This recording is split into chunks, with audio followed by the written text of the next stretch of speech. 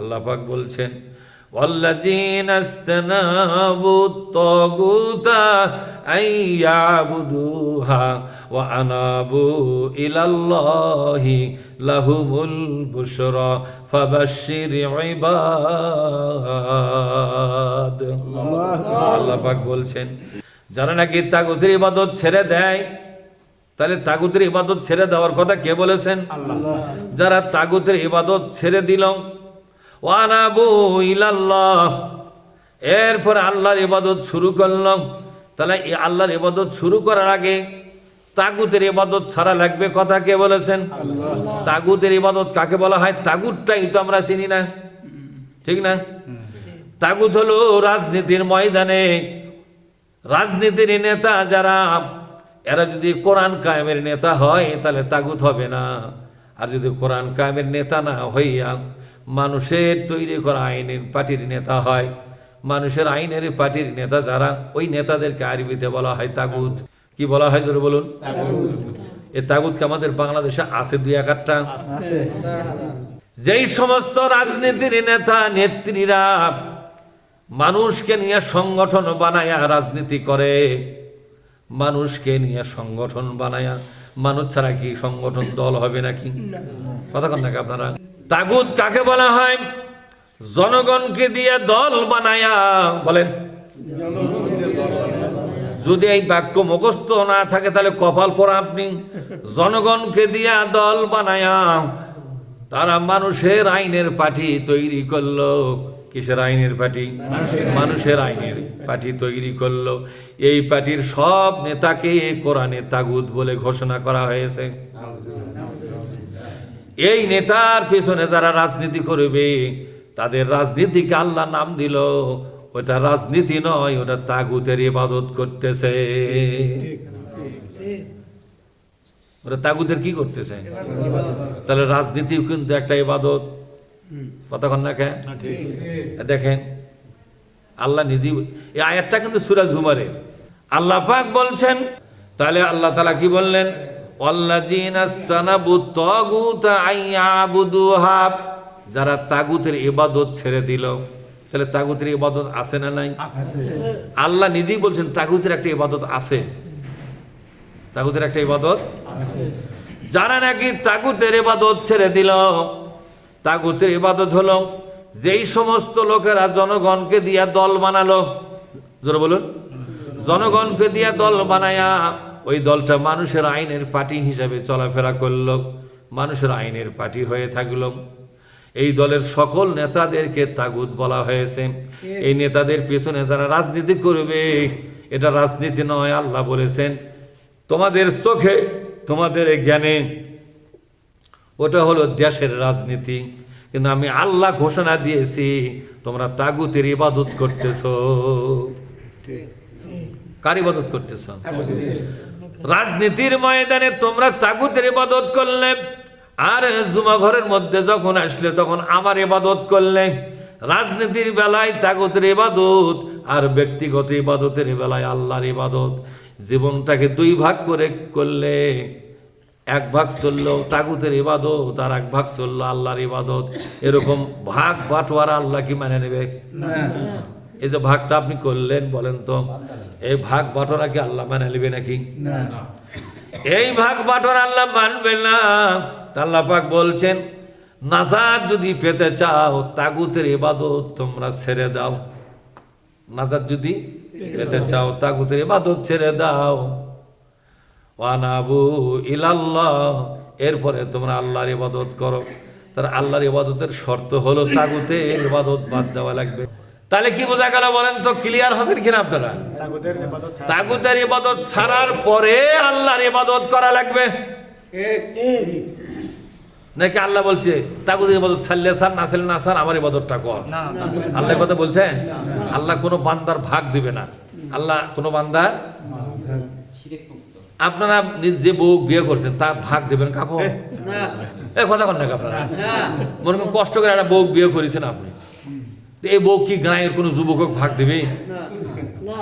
একদিনের জন্য দিবেন? হ্যাঁ, ভাগ দিবেন না? আপনার কম পড়বি? কত কেন বারে আপনার কম পড়বি? তার ভাগ দিলে কি হবে? আপনার বউর ভাগ আপনি দিবে চাচ্ছেন না, তা আল্লাহ তার বান্দার ভাগ দিবে কে? হ্যাঁ, ভাগ দিবে যারা চরিত্রহীন লম্পট স্বামী, কথা ঠিক না? ভাগ দিয়ে দূরে পয়সা কামাই করবে বউক দিয়ে, এরকম স্বামী আছে না নাই? জোরে কথা, বউক দিয়ে ব্যবসা করে, তা আল্লাহ কি তার বান্দাক দিয়ে ব্যবসা করবি? আল্লাহ কিসের জন্য ভাগ দিবে? কি দুঃখ আল্লাহর? আল্লাহর কি টাকার অভাব, না পয়সার অভাব, না কিসের অভাব? আল্লাহ আল্লাহ কিসের দুঃখে ভাগ দিবে ভাগ কোন? এই জন্য আল্লাহ পাক বলছেন, বান্দা আমার ইবাদত যদি করতে চাও, তাগুতের ইবাদত ছেড়ে দিয়ে আসতেই তোমাকে হবে, তারপর আমার ইবাদত করো। তুমি যদি রাজনীতির ময়দানে তাগুতের ইবাদত করো রে বান্দা, আমি আল্লাহ তোমার কোনো ইবাদত আমার দরবারে কবুল করব না, গ্রহণ করব না। তাগুতের ইবাদত করাটা আমি আল্লাহ শিরক হিসাবে গণ্য করলাম। ওটা কি জোরে বলুন? ওটা হলো শিরক। আমি আমার ইবাদতের মধ্যে ভাগ বসাতে দেব না। ওয়ালা ইশুরিকি বিইবাদাতি, বলেন ওয়ালা ইশুরিকি বিইবাদাতি রাব্বিহি আহাদা। কোন আল্লাহু আকবার। মান কানা ইয়ারজু লিকা রাব্বিহি, বলেন মান কানা ইয়ারজু লিকা রাব্বিহি। সূরা আল কাহফের 18 নম্বর সূরা আল কাহফের শেষ আয়াতের দিকে আল্লাহ বলেছেন, একেবারে সূরাটার শেষে, মান কানা, যে ব্যক্তি, ইয়ারজু লিকা রাব্বিহি, আল্লাহর সঙ্গে যদি মোলাকাত করতে চায় কোনো ব্যক্তি, কার সাথে জোরে বলুন? আল্লাহর সাথে যদি মোলাকাত করতে চায়, তাহলে তার দায়িত্ব হলো আল্লাহর ইবাদতের সাথে কাউকে ভাগ দেওয়া যাবে না। ওয়ালা ইশুরিক, বলে ওয়ালা ইশুরিক বিইবাদাতি রাব্বিহি আহাদা, এক আল্লাহর ইবাদতের সাথে আর কারো ইবাদতের ব্যাপারে ভাগ দেওয়া যাবে না। যারা নাকি ইবাদতের মধ্যে ভাগ দিল, ইবাদতের ভাগটা বুঝতে পারছেন? আচ্ছা, বুকত হাত দেখুন তো, এই তাফসীর আপনার জীবনে মসজিদে শুনছেন আপনারা? এই জামাই শুনছ?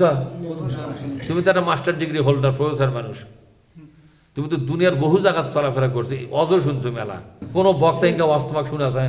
ভাইরা আমার, আপনারা মুরব্বী মানুষ আছেন, কারো 50, 60, 70 বছর বয়স, আপনাদের জিজ্ঞাসা করে, এই দুনিয়াতে তাগুতের ইবাদত বলে একটা ইবাদত আছে, এটা কি জানতেন আপনারা?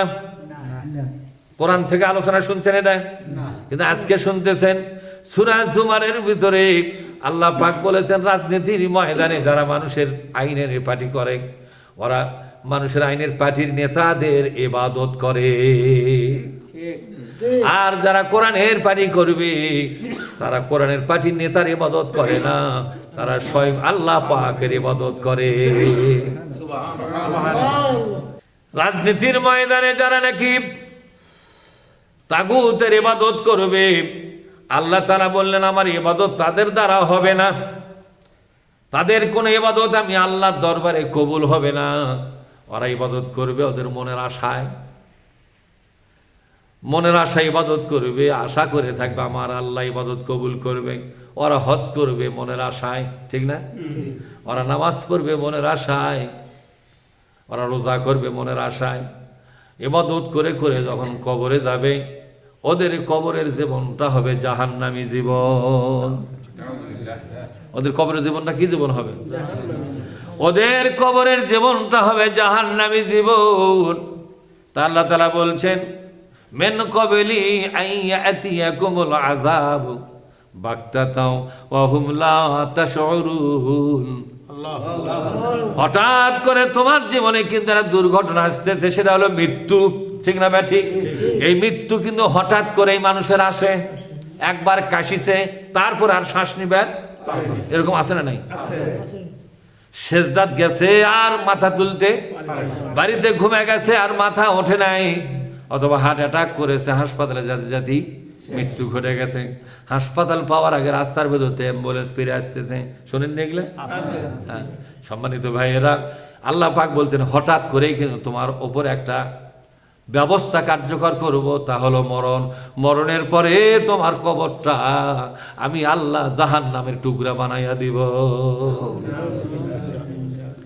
এত কথা কোরআন থেকে জানার পরেও মানুষ কোন সাহসে এ তাগুতের পার্টি করে? আপনারা বলেন কত বড় সাহস আর বুগত। আল্লাহ পাক বলছেন নবীজি জানা নাকি তাগুতের ইবাদত আগে ছাড়বে, আগে তাগুতের ইবাদত জোরে বলুন, আগে তাগুতের ইবাদত ছাড়বে, তারপরে ওয়া আনাবু বলেন, ওয়া আনাবু ইলাল্লাহ, এরপর আল্লাহর ইবাদত শুরু করবে। লাহুমুল বুশরা, আমি আল্লাহ বলে দিলাম অবশ্যই তাদের জন্য আমি আল্লাহর পক্ষ থেকে ভালো খবর জানাইয়া দিলাম। আমি আল্লাহ বলতেছি তাদের খবর ভালো। লাহুমুল বুশরা, বুশরা মানে কি? সুসংবাদ। তো কিন্তু বুশরা তো হচ্ছে ইসমে তাফজিলের সিগা। বুশরা সর্বশ্রেষ্ঠ সুসংবাদ তাদের জন্য, সর্বশ্রেষ্ঠ তাদের জন্য সর্বশ্রেষ্ঠ সুসংবাদ আমি আল্লাহর পক্ষ থেকে। অগণবিজি ফাবাশশির ইবাদ, এরকম কোন বান্দাকে যদি পাও নবীজি, এমন বান্দাকে যদি পাও যারা তাগুতে রাজনীতি বাদ দিয়েছে। কার রাজনীতি? জোরে কোন? তাগুতে রাজনীতি দল পার্টি বাদ দিয়া শুধুমাত্র আল্লাহর কোরআনের দল গ্রহণ করেছে, ইবাদত করতেছে, এরকম বান্দা যদি পাও আমি আল্লাহর পক্ষ থেকে শুভ সংবাদটা জানাইয়া দিও। ফাবাশশির ইবাদ বলেন, ফাবাশশির ইবাদ, তাকে শুভ সংবাদটা জানাইয়া দিও, তোমার খবর ভালো। এই খবরটা কিসের খবর? মুফাসসিরগণ বিভিন্ন আয়াতের এবং হাদিসের রেফারেন্স দিয়ে বলেন এটা হলো জান্নাতের খবর। অর্থাৎ তাদেরকে বলে দিও তোমরা জান্নাতি হবে। সুবহানাল্লাহ বলেন। আর একটা খবর হলো তোমার ইয়াগফির লাকুম যুনুবাকুম, আল্লাহ তোমাদের জীবনের সমস্ত গুনাহ মাফ করে দিবে। কিয়ামতের ময়দানে তোমাদের গুনার কোনো বিচার আল্লাহ করবে না। আল্লাহ ফাশাহাদ ইয়া রাব্বি, আমাকে সেই পথ ফেলে, তোমাদের গুনার বিচার হবে না। 3 নম্বর শুভ সংবাদ হলো ওগো নবীজি জানিয়ে দিও যে বান্দা তাগুতে রাজনীতি বাদ দিয়ে আমার কোরআনের দল করলো, আমি আল্লাহ কিয়ামতের দিন তাকে কাছে ডেকে বলবো বান্দারে প্রাণ ভরে তোমার আল্লাহকে তুমি দেখে না। তোমার আল্লাহকে না দেখে দুনিয়ার এত কষ্ট দুঃখ সহ্য করেছো, আজকে তোমার প্রাণ ভরে কলিজা উজাড় করে দিয়া তৃপ্তি করে করে আমি আল্লাহর চেহারা দেখো। এই তো আমি তোমার মালিক, আমি তোমাকে সৃষ্টি করেছিলাম, এই আকাশ আমার, এই জমিন আমার, এই জান্নাত আমার, তুমি আমার, আমি তোমার মালিক, তুমি আমার গোলাম। এটা হলো ফাবাশশির ইবাদ, এটা হলো ফাবাশশির। এই জন্য আলেমরা যখন তাফসিরে থাকে সে তাফসিরে খুব মজা। তা আলেমরা তো এই আরবি শব্দগুলো জানে, জানে কিনা?